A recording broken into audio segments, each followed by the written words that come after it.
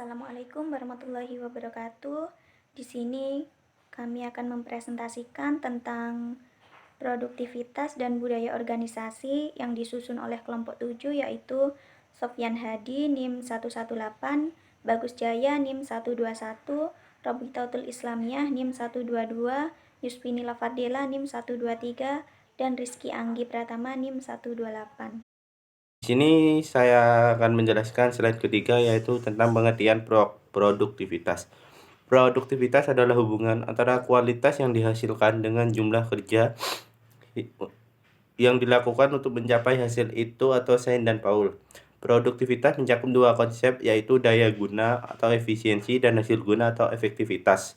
Daya guna menggambarkan tingkat sumber-sumber manusia, dana, dan alam yang diperlukan untuk mengusahakan hasil tertentu, sedangkan hasil guna menggambarkan akibat dan kualitas hasil yang digunakan.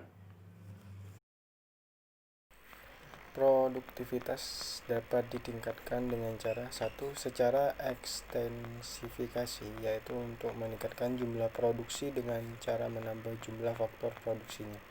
2. Secara intensifikasi, yaitu upaya untuk meningkatkan jumlah produksi dengan cara meningkatkan produktivitasnya setiap faktor produksi.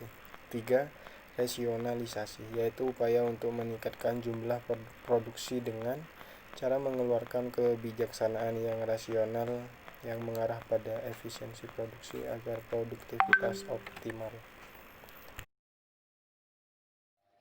Faktor-faktor yang mempengaruhi produktivitas kerja.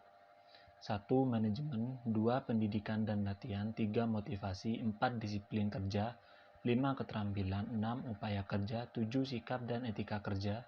8. Lingkungan dan iklim kerja. 6. Sarana produksi. 10. Kesehatan kerja atau gairah kerja. Dan 11. Kebijakan pemerintah. Konsep produktivitas. Pertama, meningkatkan stok modal sebagai hasil akumulasi dari proses pembangunan yang terus berlangsungan. Proses akumulasi ini merupakan hasil dari proses investasi.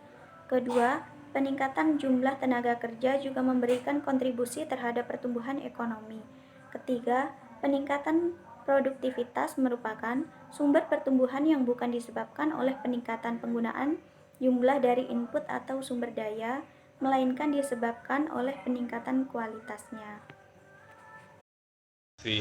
Suatu wujud anggapan yang dimiliki diterima secara implisit oleh kelompok dan menentukan bagaimana kelompok tersebut rasakan, pikirkan, dan bereaksi terhadap lingkungan yang beraneka ragam.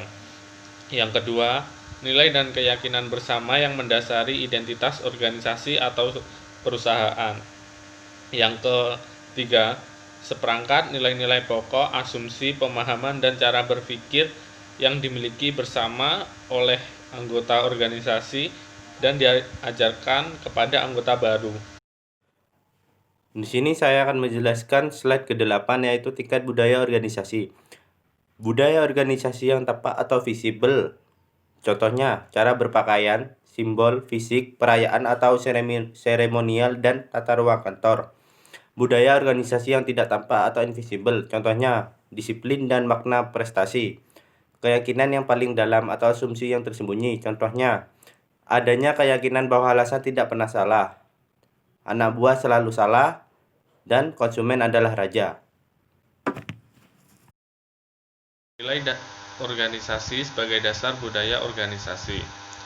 Yang pertama, nilai-nilai dan keyakinan organisasi merupakan dasar budaya organisasi.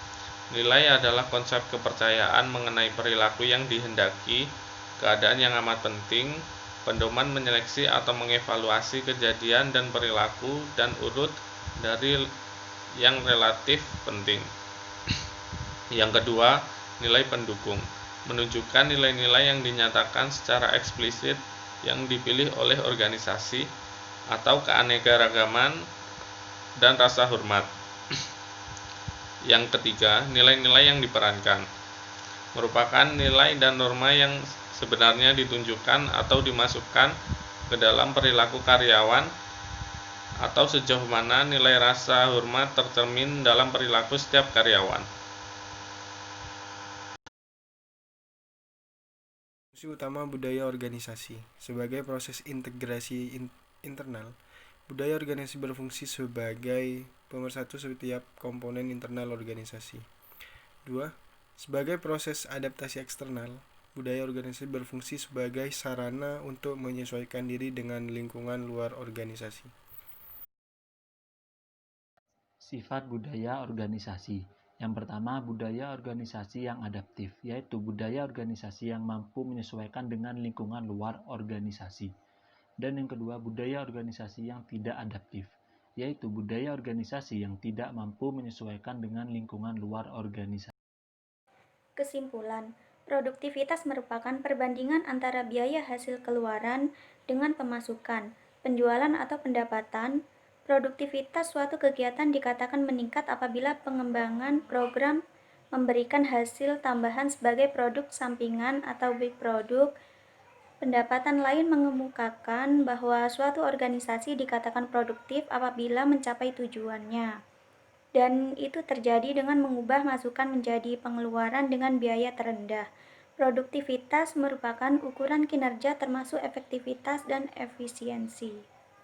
Sekian presentasi dari kelompok kami. Jika ada kesalahan kata, mohon dimaklumi. Wassalamualaikum warahmatullahi wabarakatuh.